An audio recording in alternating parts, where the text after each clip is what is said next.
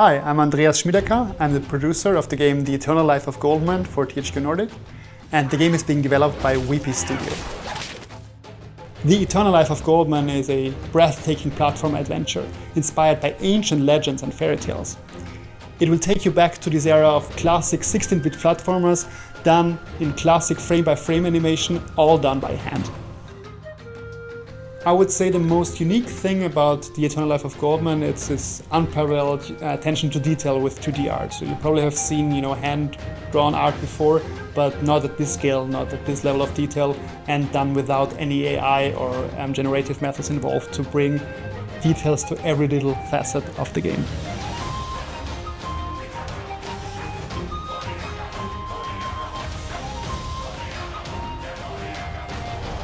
So many people ask about the art style and the inspiration behind the art style of The Eternal Life of Goldman.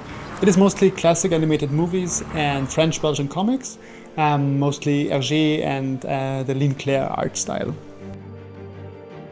So to create that art is really a very difficult and complicated process because everything is done by hand. So you would do, your coloring, your lining, all the animation, all the backgrounds, all the foregrounds, all the small details by hand, day by day. And it's really, there's no other way of doing it in that level of detail. So it can take a lot of time. It can take up to months or even up to a year for a biome to be finished. It is really intense and difficult, but we feel it's worth the effort in the end. The main character of The Eternal Life of Goldman is somewhat unusual because it's an old man with a cane and a beard that you don't see that often in video games.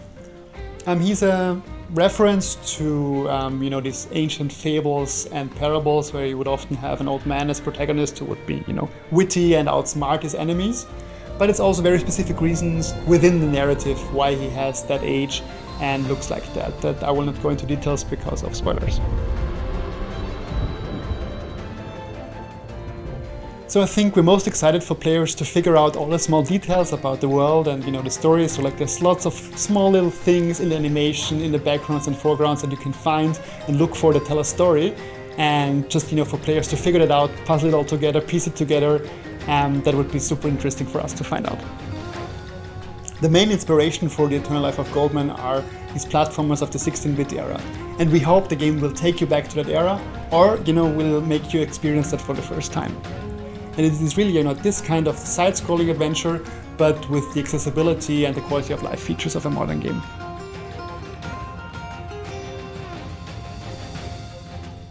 I think if you appreciate handcrafted art, and especially 2D line art, then you will love The Eternal Life of Goldman.